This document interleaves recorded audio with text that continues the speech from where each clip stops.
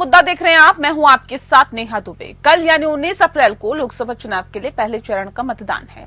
इससे पहले यूएन में भारत को स्थायी सदस्यता की मांग तेज हो गई है। अब तो भारतीय जनता पार्टी अपने मैनिफेस्टो में भी संयुक्त राष्ट्र सुरक्षा परिषद में भारत की स्थायी सीट की मांग करने की बात कही है। पीएम मोदी ने भारत की स्थायी सदस्य की गारंटी दी है और इसके लिए मोदी सरकार ने अपनी कोशिशें तेज कर दी है। भारत को कैसे स्थायी सदस्यता मिलेगी, इसकी रणनीति का खुलासा विदेश मंत्री एस जयशंकर ने किया है। भारत को यूएन में स्थायी सीट देने की वकालत एलन मस्क ने भी की है। वहीं अमेरिका ने संयुक्त राष्ट्र सुरक्षा परिषद समेत सभी यूएन निकायों में सुधार का समर्थन किया है। ऐसे में सवाल यही कि क्या भारत यूएन में स्थायी सदस्यता के लिए दबाव बनाने में कामयाब हो पाएगा? इस रिपोर्ट को देखें।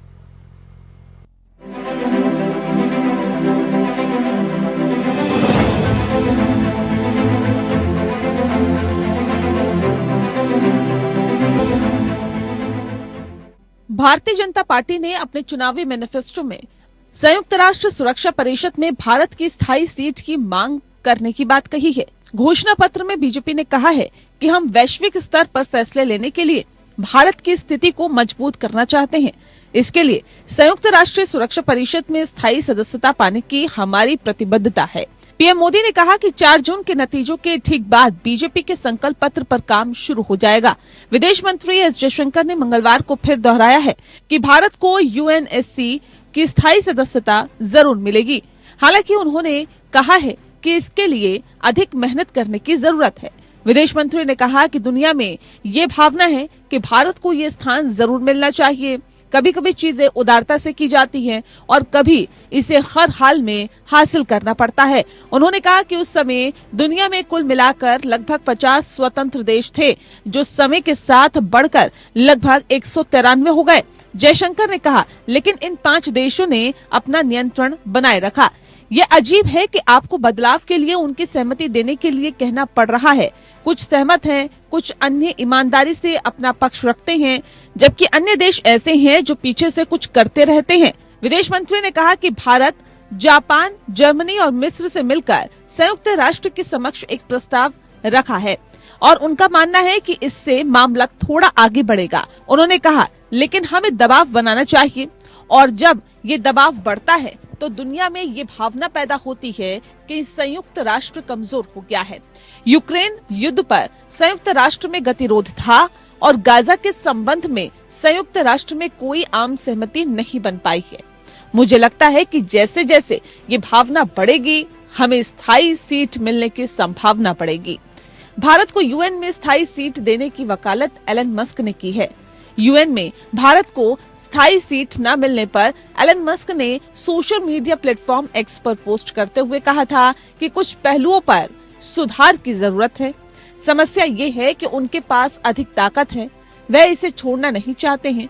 भारत के पास यूएन में स्थायी सीट नहीं है। सबसे अधिक आबादी वाला देश होने के बावजूद परिषद में भारत को स्थायी सीट नहीं दी गई। ये बेतुका है। अफ्रीका को भी एक स्थायी सीट दी जानी चाहिए। वहीं अमेरिका ने संयुक्त राष्ट्र सुरक्षा परिषद समेत सभी यूएन निकाय में सुधार का समर्थन किया है। अमेरिका के विदेश मंत्रालय के प्रधान उप प्रवक्ता वेदांत पटेल से बुधवार को एक प्रेस वार्ता के दौरान यूएनएससी में भारत की स्थायी सीट को लेकर टेस्ला के सीईओ एलन मस्क के बयान पर सवाल किया गया था। इस दौरान उन्होंने जवाब दिया कि राष्ट्रपति जो बाइडेन ने इस पर पहले भी बात की है। यूएन के सचिव ने भी इसके बारे में बताया है। हम निश्चित तौर पर संयुक्त राष्ट्र सुरक्षा परिषद समेत यूएन निकायों में सुधार का समर्थन करते हैं। हमें लगता है कि इसमें सुधार की जरूरत है। दरअसल मस्क ने जनवरी में यूएन में भारत को स्थायी सीट न मिलने को बेतुका बताया था। दरअसल भारत लंबे समय से विकासशील देशों का प्रतिनिधित्व करने के लिए संयुक्त राष्ट्र सुरक्षा परिषद में स्थायी सदस्यता की मांग कर रहा है। बता दें कि संयुक्त राष्ट्र सुरक्षा परिषद 15 देशों से मिलकर बना है। उसमें से 5 स्थायी देशों के पास वीटो ताकत है, जबकि 10 अस्थायी देशों को 2 साल के कार्यकाल के लिए चुना जाता है। 5 स्थायी देशों में अमेरिका, रूस, ब्रिटेन, फ्रांस और चीन शामिल है। अब भारत ने यूएन सुरक्षा परिषद में स्थायी सदस्यता के लिए मजबूती से दावा ठोक दिया है। अब बीजेपी ने अपने घोषणा पत्र में भी इसे शामिल कर दिया है। लेकिन सवाल अब भी यही बना हुआ है कि आखिर यूएन में भारत की सीट कैसे पक्की होगी। Bureau report, APN।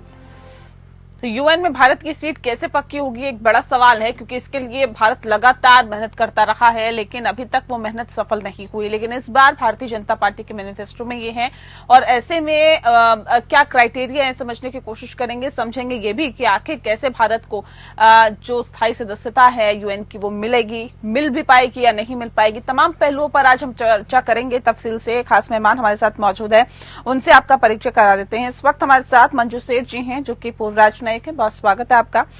करोड़ी जी हमारे साथ जुड़ गए हैं, विदेशी मामलों की जानकार हैं, आपका भी बहुत बहुत स्वागत है। इस खास कार्यक्रम की शुरुआत मंजू जी आपके साथ करते हैं।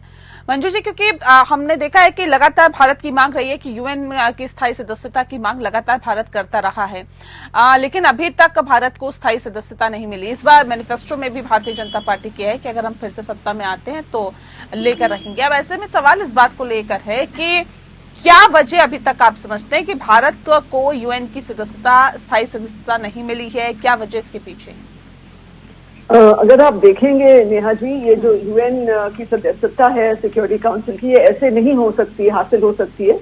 सबसे पहले रिफॉर्म की जरूरत है, क्योंकि इस वक्त जो एग्जिस्टिंग रूल्स हैं उसके तहत 5 ही परमानेंट मेंबर्स हैं और 10 नॉन परमानेंट, जैसे आपने कहा। तो जब तक इसको रिफॉर्म नहीं किया जाएगा, इस स्ट्रक्चर को चेंज नहीं किया जाएगा, पूरे यूएन सिक्योरिटी काउंसिल के जो स्ट्रक्चर को रिफॉर्म नहीं किया जाएगा, तो उसमें कोई भी ऐसे स्टेट अंदर आ नहीं सकता, चाहे सभी सपोर्ट करें। लेकिन सबसे पहले रिफॉर्म होगा, उसके बाद सब जो परमानेंट मेंबर्स हैं उनको सबको सपोर्ट करना पड़ेगा। इस वक्त आप जैसे जानती हैं 4 जो परमानेंट मेंबर्स हैं उन्होंने तो सपोर्ट किया है इंडिया को, इंडिया की परमानेंट मेंबरशिप को, लेकिन और दूसरे कंट्रीज के साथ, सिर्फ अकेला नहीं है इंडिया, काफी दावेदार और भी हैं, और इंडिया इकट्ठा होके 4 और कुछ देशों के साथ भी हमने अपना दावा पेश किया हुआ है।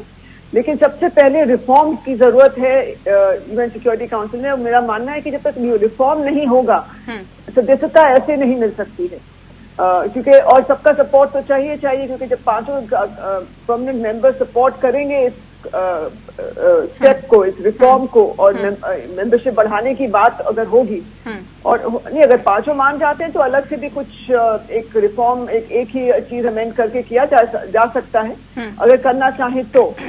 लेकिन मेन चीज ये है कि पूरा जो स्ट्रक्चर है उसको चेंज करना होगा, पूरे इस वक्त जो एग्जिस्टिंग स्ट्रक्चर है उसको चेंज करना होगा। और आज की जो मौजूदा जियोपॉलिटिकल सिचुएशन है और जो इतनी सदस्यता बढ़ गई है यूएन में, सबको देखते हुए, मद्देनजर रखते हुए तभी एक रिफॉर्म आएगा, और वो सभी देशों को मिलकर रिफॉर्म करना पड़ेगा। ऑलरेडी कार्यवाही जहां तक मेरी जानकारी है शुरू हो गई है, लेकिन उसको थोड़ी तेजी से संपन्न करना पड़ेगा, रिफॉर्म का जो प्रोसेस है, और जो रिफॉर्म का जो अग्रीमेंट सब करें उसके ऊपर, जो उन्होंने प्रपोजल्स डाले हैं, और उसके बाद ही मेरा मानना है कि इंडिया का दावा कोई कारगर हो सकता है, इंडिया का और देशों का। जी ठीक है। करोड़ी जी, ये बताइए कि क्या इसके मापदंड रहते हैं, क्या इसका पैमाना रहता है जिस वजह से स्थायी सदस्यता या अस्थायी सदस्यता मिलती है? देखिए नेहा जी, जैसा कि अभी मैडम सेठ ने बताया कि एक प्रक्रिया है, प्रक्रिया शुरू हो गई है, और ये आज से नहीं, पिछले 30 साल से एक तरह का कंसेंसस है, सहमति है दुनिया में कि संयुक्त राष्ट्र संघ वो जो जिस समय बना था 1945 में, तो उस समय की स्थिति अलग थी, बाद की स्थिति अलग है, निरंतर रूप से परिवर्तित हो रही है स्थिति। तो उसके लिए ये पर्याप्त नहीं है, इसमें इसका पुनर्गठन होना चाहिए, सुधार होना चाहिए। समस्या आती है कि कोई विरोध नहीं कर रहा है कि इसमें सुधार नहीं होना चाहिए या पुनर्गठन नहीं होना चाहिए। समस्या आती है किस प्रक्रिया से किया जाए, क्या किया जाए। इसके लिए भारत भी पिछले 30 साल से प्रयास कर रहा है। भारत का नेतृत्व जहाँ भी जाता है अपना क्लेम रखा है, और यहाँ तक कि एक G4 बना, उसमें जापान, जर्मनी, इंडिया और ब्राजील साथ हुए, और उन्होंने कहा कि हम एक दूसरे के क्लेम का समर्थन करेंगे अंतर्राष्ट्रीय स्तर पे, और प्रयास करेंगे कि इन चारों को परमानेंट मेंबर बनाया जाए। लेकिन यूं ही एक G4 बना, एक और ग्रुप हो गया 12 देशों को, उसको कोफी क्लब कहते हैं, यूनाइटिंग फॉर कंसेंसस के नाम से। उसमें Pakistan, South Korea, Italy, Spain, Argentina, Canada, Colombia, तो बहुत से 12 देश इकट्ठे हो गए और उन्होंने कहा कि इन 4 देशों को ही क्यों बनाया जाए, औरों को क्यों नहीं बनाया जाए। तो फिर एक तरह का विवाद हो गया। लेकिन जो प्रमुख देश हैं, परमानेंट मेंबर हैं, उनका नेतृत्व हमेशा ये कहता है जहां भी जाता है कि भारत जैसे देश को सदस्य होना चाहिए। भारत एक जिम्मेदार देश है, प्रजातांत्रिक देश है, लेकिन व्यवहार में कुछ नहीं आ रहा है। तो ये जो गुडी बातें हैं, अच्छी अच्छी बातें करना, यूएन सेक्रेटरी जनरल जहां भी जाते हैं वो यही भाषण देते हैं। कहाँ भी मल्टीलेटरल या किसी भी संगठन में जहाँ जाके बोलते हैं वो यही कहते हैं संयुक्त राष्ट्र संघ के पुनर्गठन की जरूरत है। लेकिन कैसे हो, इस पे अलग अलग बातें उभर कर सामने आई है। एक तो ये कहा गया कि भाई 25 मेंबर बना लिए जाएं और 25 में कुछ परमानेंट मेंबर हो जाएं, कुछ और जो टेम्परेरी मेंबर होते हैं, टेन्योरियल, उनको बढ़ा दिया जाए। हाँ। दूसरा ये है कि ये भी कह रहे हैं कि परमानेंट मेंबर के साथ साथ जो कलेक्टिव सोवरेनिटी है, जैसे यूरोपियन यूनियन है, तो ऐसा यूरोपियन यूनियन कई देशों का प्रतिनिधित्व करती है, तो उनको यूरोपियन यूनियन को मेंबर बना लिया जाए। तीसरा यह है कि सेमी परमानेंट मेंबर बना दिया जाए भारत, जर्मनी, जापान जैसे देशों को, और एक अफ्रीका से भी ले लिया जाए। तो अभी तक इसके बारे में मंथन चल रहा है और प्रक्रिया है वो यूनाइटेड नेशंस की सिक्योरिटी काउंसिल और यूनाइटेड नेशंस की जनरल असेंबली के थ्रू पास होगी। लेकिन प्रक्रिया शुरू कब हो? शुरू तब होगी कि कहीं न कहीं कोई कॉन्क्रीट प्रस्ताव किसी की तरफ से आए। अभी इस तरह का कॉन्क्रीट प्रस्ताव नहीं है, और प्रस्ताव आएगा तो मुझे ये नहीं लगता कि केवल मेंबर्स बढ़ाने का होगा। प्रस्ताव आएगा तो उसमें पुनर्गठन का होगा, उसमें सिक्योरिटी काउंसिल और जनरल असेंबली के बीच में संबंध कैसे हो, अलग अलग जो दूसरे ऑर्गेनाइजेशंस हैं, यूनाइटेड नेशंस के एजेंसीज हैं, उनमें आपस में क्या संबंध हो, तो एक तरह का कॉम्प्रिहेंसिव प्लान या प्रपोजल हो, तब कुछ हो सकता है। तो आज की स्थिति में जो भारत का प्रयास है वह तो सराहनीय है। भारत निरंतर रूप से प्रयास कर रहा है, लेकिन एक राजनीतिक दल के मैनिफेस्टो में आने से भारत का क्लेम अंतर्राष्ट्रीय स्तर पे कैसे हम ज्यादा प्रभावशाली ढंग से रख पाएंगे, ये समस्या है। और मान लीजिए हमने रखा प्रभावशाली ढंग से, तो दुनिया को साथ लेके कैसे चलेंगे? तो देखिए, मैडम सेठ अच्छी तरह जानती हैं कि कूटनीति में कभी कभी दिखता है वो होता नहीं है, जो होता है कभी दिखता नहीं है। तो जो बड़े नेता हैं अंतर्राष्ट्रीय स्तर पर, बड़े देशों के नेता हैं, वो सब कह रहे हैं कि होना चाहिए। सब ये भी कह रहे हैं कि भारत का क्लेम है वो लेजिटिमेट है, लेकिन वो क्रियान्विति के स्तर पे व्यवहार में क्यों नहीं आ रहा है? समस्या वहाँ है। तो व्यवहार में कैसे लाया जाए, ये चिंता का विषय है। क्योंकि संयुक्त राष्ट्र संघ अगर कमजोर हो रहा है, जैसे अभी इजराइल को लेके सिक्योरिटी काउंसिल ने यूनानिमसली प्रस्ताव पास कर दिया कि सीज फायर होना चाहिए, लेकिन फिर भी सीज फायर नहीं हुआ है। तो सिक्योरिटी काउंसिल का केवल सदस्य ही नहीं बढ़ाना है, उसके जो प्रस्ताव हैं, जो रिजोल्यूशन है, उनको इफेक्टिवली कैसे लागू किया जाए कि संयुक्त राष्ट्र संघ मजबूत हो और विश्व में शांति स्थापना हो, स्थायित्व हो, विश्व प्रगति करता रहे। तो इसके लिए गहन मंथन की और बिल्कुल गहन मंथन की आवश्यकता है, लेकिन सर ये भी की जरूरत है जी, ठीक है, इसमें गहन मंथन की जरूरत है। एक प्रक्रिया है जिसकी शुरुआत पहले से ही हो चुकी है, लेकिन वाकई अभी उस प्रक्रिया को और समझना है और जहां पर कुछ कमियां हैं, खामियां हैं, उसको दूर करने की कोशिश कर रही है। लेकिन सवाल इस बात को लेकर भी है कि जो 5 स्थायी सदस्य इसके हैं, क्या उनकी रजामंदी भी जरूरी होती है इसके लिए? ये समझेंगे। इसके साथ ही ये भी समझाइए कि क्या ये जो 5 स्थायी सदस्य हैं, जो स्थायी देश हैं, उनकी भी क्या रजामंदी जरूरी होती है, पहली बात। और दूसरी बात ये कि अगर भारत को ये स्थायी सदस्यता मिल जाती है तो किस तरह के बदलाव होंगे, क्या बदलाव देखने के लिए मिल सकते हैं? जहाँ तक पहला क्वेश्चन है आपका, उसमें मैं बिल्कुल ये 5 की बहुत जरूरी है रजामंदी सपोर्ट। और जहाँ तक मुझे याद है, इंडिया ने, भारत ने वो सबमिट किए थे ड्राफ्ट और कहा कि ड्राफ्ट एक रिफॉर्म का की तरफ पहले सबसे पहले काम करना चाहिए। और जहां तक मुझे याद है काम शुरू हो गया था, लेकिन जब तक ये पांचों उसको 5 परमानेंट मेंबर्स जो हैं, जब तक वो फुल्ली उसको सपोर्ट नहीं करेंगे, उसके बिना ये आगे नहीं बढ़ सकता है। और इसीलिए मुझे लग रहा है ये देर होती चली जा रही है। और कंट्रीज भी, जैसे बताया करुण जी ने, कि वो एक ग्रुप ऑफ 15 बन गया है जो कॉफी क्लब है या जो भी है, वो कहते हैं कि हम इसको होने नहीं देंगे, हमें क्यों नहीं मिलना चाहिए। तो इस किस्म के जो पुल्स एंड प्रेशर्स हैं वो पूरे जनरल असेंबली में भी चलते जाते हैं और यहाँ पे भी चलते जाते हैं। लेकिन अगर सिक्योरिटी काउंसिल के 5 जो परमानेंट मेंबर्स हैं, अगर ये अपनी सहमति दे देते हैं किसी भी ड्राफ्ट रिफॉर्म को, ड्राफ्ट प्रपोजल को, तो आगे चल के मेरा मानना है कि ये बहुत स्पीड पिकअप करेगा ये रिफॉर्म प्रोसेस जो है। क्योंकि और इंडिया अगर उसमें आता है किसी वक्त फ्यूचर में, तो इंडिया एक अहम रोल बिल्कुल प्ले कर सकता है, क्योंकि हमारी इकोनॉमिक जो इस वक्त ग्रोथ है और जो यंग पॉपुलेशन है, मार्केट है बहुत बड़ा वर्ल्ड के लिए, तो सब इसलिए इंडिया की तरफ देख रहे हैं, पॉजिटिवली देख रहे हैं और वो उससे बेनिफिट लेना चाहते हैं। हर देश अपना बेनिफिट लेना चाहता है। और अगर इंडिया उसमें आता है सिक्योरिटी काउंसिल में, मेरा मानना है कि एक अहम रोल प्ले कर सकता है। हमने जो G20 में भी देखा था, हमने voice of the global south की बात जो अपना प्रोजेक्ट किया था और जो हमने उनकी आवाज, उनकी जो व्यूज हैं G20 के डिलिब्रेशंस में हमने रखी थी और सबने उनको समझा भी और सराहा भी। और ये मेरा मानना है कि एक पॉजिटिव स्टेप है। और अगर इंडिया वहां जाता है तो ये जो इस वक्त थोड़ा बायस रहता है और ये जो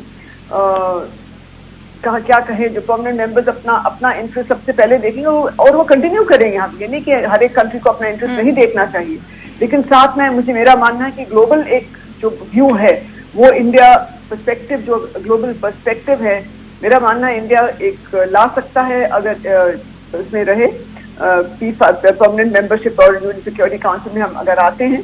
और क्योंकि हमने जो शॉर्ट टर्म भी, जब हम वहाँ पे रिप्रेजेंटेशन, अभी हमारी जो मेंबरशिप 2 साल की अभी खत्म हुई है, हाँ। हमने उसमें काफी कंट्रीब्यूशन किया और सब कंट्रीज ने अप्रिशिएट भी किया है। और मुझे लगता है कि आगे चल के भी जो इंडिया का कंट्रीब्यूशन एक अहम रहेगा ग्लोबल पीस के लिए, ग्लोबल साउथ के लिए भी। और एक इफेक्टिवनेस मुझे लगता है इंडिया ला पाएगा, क्योंकि ये यूएन अब जो इररिलेवेंट हो रहा है और जो सब जो उसकी जो बेसिक मैंडेट था कि पीस मेंटेन होगी, वॉर नहीं होनी चाहिए, वो भी नहीं मीट कर पा रहा है। अलग अलग कारणों की वजह से वो नहीं अपना जो मैंडेट है, जो रीजन है, उसको जो एस्टैब्लिश किया गया था। तो मेरा मानना है कि इंडिया उसमें एक वॉइस ऑफ रीजन भी बन के आ सकता है। जी ठीक है। करुणी जी ये बताइए, क्योंकि जैसा कि मैम ने कहा कि 5 जो देश है स्थायी, उनकी रजामंदी बहुत जरूरी है, लेकिन इसमें चीन भी स्थायी सदस्य हैं। अब सवाल इस बात को लेकर है कि क्या इस पूरे उसमें जो अभी हम देखे जो रिलेशन अभी तक चीन के साथ चल रहे हैं, उसमें क्या चीन अड़ंगा लगा सकता है? क्योंकि इससे पहले हमने देखा कि अपने वीटो पावर का भी उसने कई बार इस्तेमाल किया भारत के खिलाफ। भारत अगर कुछ विषय चाहता था वो उठवाया भी गया, लेकिन उसके खिलाफ अब वीटो पावर का इस्तेमाल किया। लेकिन अब ऐसे में लगता है कि अगर 5 देशों की रजामंदी जरूरी है तो उसमें चीन की अड़ंगेबाजी हो सकती है। देखिए नेहा जी, अब मंजू जी ने बिल्कुल सही कहा लास्ट में कि वॉइस ऑफ रीजन है वो प्रिवेल होना चाहिए। और चीन भी अभी तक यही कह रहा है कि संयुक्त राष्ट्र संघ के पुनर्गठन की जरूरत है। जो सुरक्षा परिषद है उनमें उसमें भी रिफॉर्म और पुनर्गठन की जरूरत है। चीन अभी ये नहीं कह रहा है कि पुनर्गठन नहीं होना चाहिए, रिफॉर्म नहीं होना चाहिए। तो लीगल प्रोसेस तो तब शुरू होती है कि कोई ड्राफ्ट तैयार हो। ड्राफ्ट संयुक्त राष्ट्र संघ की सिक्योरिटी काउंसिल में जाए, जनरल असेंबली में जाए और किस तरह से एक कानूनी प्रक्रिया शुरू हो। अभी उस स्थिति में नहीं पहुंचा है। और इसमें 2 चीजें होती हैं। एक तो संयुक्त राष्ट्र संघ का जो गवर्नेंस स्ट्रक्चर है, इंस्टीट्यूशनल स्ट्रक्चर है। दूसरा कुछ वॉलेंट्री एसोसिएशन है, जैसे G20 है, G7 है, ब्रिक्स है। तो ये कितना इम्पोर्टेंट रोल प्ले कर सकते हैं ड्राफ्ट तैयार करने में, क्योंकि ये यूएन के पार्ट नहीं है, वॉलेंट्री एसोसिएशन हैं। और जब भी इन वॉलेंट्री एसोसिएशन में ये बात उठती है कि एक मल्टीलेटरल वर्ल्ड ऑर्डर होना चाहिए, मल्टीलेटरलिज्म होना चाहिए, तो छोटे देश आशंकित होते हैं। वो ये कहते हैं कि मल्टीलेटरलिज्म का मतलब ये नहीं है कि 5 या 10 देश हैं वो पूरे विश्व को चलाएं। तो हर देश को अपनी भूमिका निभाने का अवसर कैसे मिले, इस तरह का स्ट्रक्चर होना चाहिए। तो ये जो वॉलेंट्री ऑर्गेनाइजेशन है उनमें ये मल्टीलेटरलिज्म को सवाल उठता है। तो अगर संयुक्त राष्ट्र संघ के लेवल पे कोई प्रस्ताव तैयार होगा तो ये कहा जाएगा कि 5 ही परमानेंट क्यों हो या 10 परमानेंट क्यों हो, 15 क्यों न हो। हाँ। तो इसमें बहुत ही ज्यादा अभी मेहनत करने की जरूरत है ड्राफ्ट तैयार करने में। उसमें 5 जो परमानेंट मेंबर हैं उनकी भूमिका महत्वपूर्ण होगी ड्राफ्ट तैयार करने में। और इसके लिए अगर मैं ये कहूँ कि जैसे संयुक्त राष्ट्र संघ ने सस्टेनेबल डेवलपमेंट गोल का एक ड्राफ्ट तैयार किया और फिर यूएन ने जिस तरीके से पास किया, मेरे को लगता है उसी स्केल पे संयुक्त राष्ट्र संघ को, जो संयुक्त राष्ट्र संघ का सेक्रेटेरिएट है, सेक्रेटरी जनरल है और जनरल असेंबली के थ्रू ये प्रस्ताव तैयार होना चाहिए, ड्राफ्ट तैयार होना चाहिए, जिसमें विभिन्न जो अफेक्टेड पार्टियां और सभी देशों से जो वॉलेंट्री ऑर्गेनाइजेशन से यूएन एजेंसी से सबसे प्रस्ताव लेके सबको कंसल्ट करके एक ड्राफ्ट तैयार, कॉम्प्रिहेंसिव ड्राफ्ट तैयार होना चाहिए। और उस ड्राफ्ट को तैयार होने के बाद में कोई कानूनी प्रक्रिया शुरू हो सकती है। तो चीन अभी विरोध नहीं कर रहा है। चीन खुद चाहता है कि सुधार हो, लेकिन किस रूप में हो।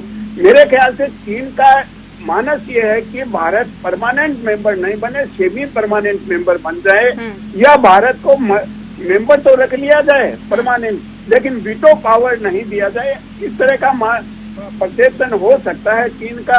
लेकिन चीन संयुक्त राष्ट्र संघ के पुनर्गठन के और रिफॉर्म के विरोध में नहीं है, और चीन ये भी नहीं कह रहा कि भारत को बिल्कुल मेंबर बनाओ ही नहीं। तो मुझे नहीं लगता चीन और भारत के रिश्ते उस सीमा तक खराब हैं कि चीन भारत का प्रत्यक्ष रूप से खुलकर विरोध करेगा, क्योंकि चीन और भारत दोनों चाहते हैं कि इस सदी के मध्य तक वो विकसित देश बने, महत्वपूर्ण देश बने और दुनिया में अपना प्रभाव दिखाएं। तो चीन और भारत का जो हित है, क्योंकि हर देश अपने हित में सोचता है, अपना राष्ट्रहित सर्वोपरि होता है। तो चीन का राष्ट्रहित इसी में है कि भारत का विरोध नहीं करे, और मुझे लगता है कि चीन कुछ सीमा तक विरोध नहीं करेगा कि भारत को बिल्कुल मेंबर नहीं बनाया जाए। जी नेहा जी, बहुत शुक्रिया सर आपका। मैम आपका भी बहुत बहुत शुक्रिया हमारे साथ इस खास कार्यक्रम के माध्यम से जुड़ने के लिए। तो जाहिर तौर पर जो यूएन है उसमें भारत को सदस्यता मिल पाती है या नहीं, ये वाकई देखने वाली बात होगी। मुद्दा में फिलहाल इतना ही। नमस्कार।